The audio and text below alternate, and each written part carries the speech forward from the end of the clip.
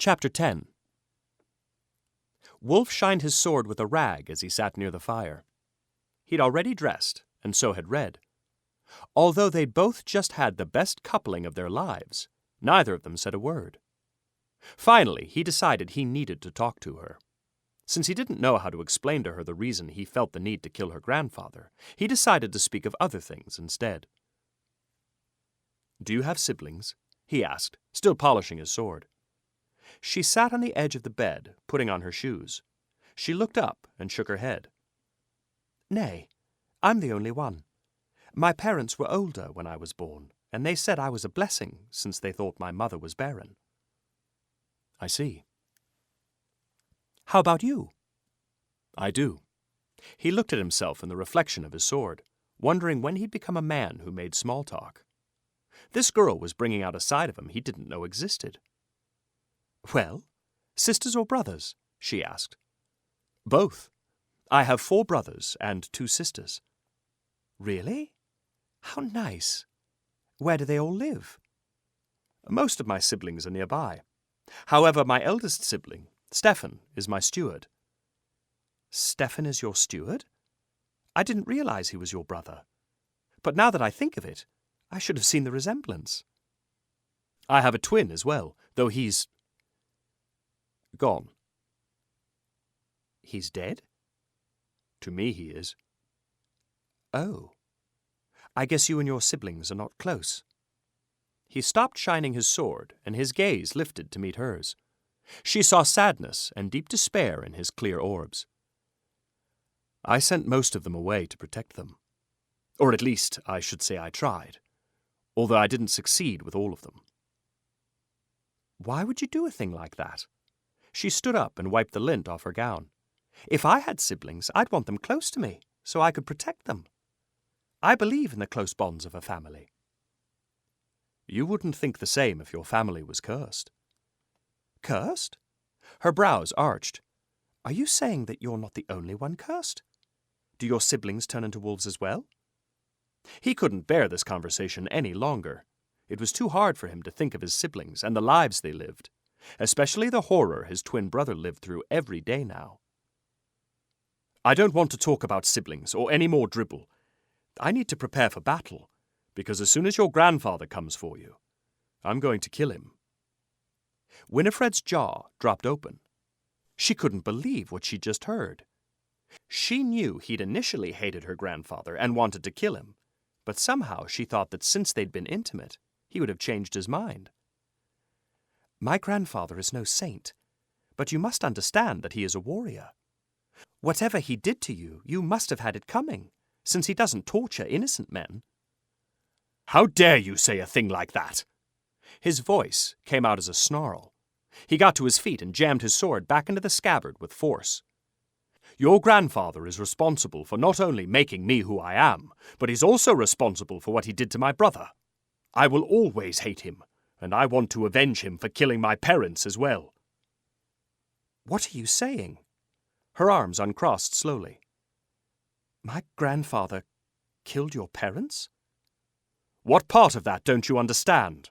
He stormed across the room and opened the door a crack and peeked out. "I've been told your family killed my parents, but I didn't want to believe it was true." "Who said that? Your high and mighty grandfather?" "Stop it. Now." "Red, I don't have time to argue." He walked over and proceeded to line his weapon belt with several daggers. "What's done is done, and we can't go back to change things." "Then why don't you stop trying?" He looked over to her, and his actions stilled as the sound of a howl filled the night air. "I wish I could," he said, no louder than a whisper. "God, I wish I could." He hurried to the door and looked out again. Winifred saw his wolf, Arnon, coming toward them from across the clearing. "Close the door, quickly," she instructed. "I don't want that animal to hurt me." "Arnon would never hurt a woman," Wolf told her, holding out his hand as the wolf stuck his head inside the doorway and sniffed it. He ran a loving hand over the animal's head. "You never told me why you and that wolf are tied together with wounds and healing. Is it part of the curse you're under?" "I guess you could say that. Arnon was in a cage, the same as me. and tortured by your grandfather. I know that part. Remember, I'm the one who set you both free. What I don't know is what happened up until the time I found you and the wolf in the dungeon. What happened is that your grandfather decided to seduce a witch, and then managed to make her angry. Ah, so that's what happened. He didn't tell me that part. He only said he thought she was a beautiful young maiden and had seduced her. However, he did say your family killed my parents. Was it you? Stop saying that. I have killed many people in my lifetime, but never a woman. Nor have I killed a man who wasn't armed and able to defend himself. I didn't even know your parents. But if I did kill your father, it was in a battle, and I assure you he was trying to take my life at the time. Well, I intend to ask my grandfather more about it as soon as I return to Tavistock. She picked up her crossbow and the basket void of the food they'd eaten after making love. She took a step toward the door. You'll do naught of the sort. He stepped in front of her to block her path. She thought he was jesting. At that moment, she stood on her tiptoes and kissed him and ran a hand over his cheek. I enjoyed our time together, but I really must be returning to the castle.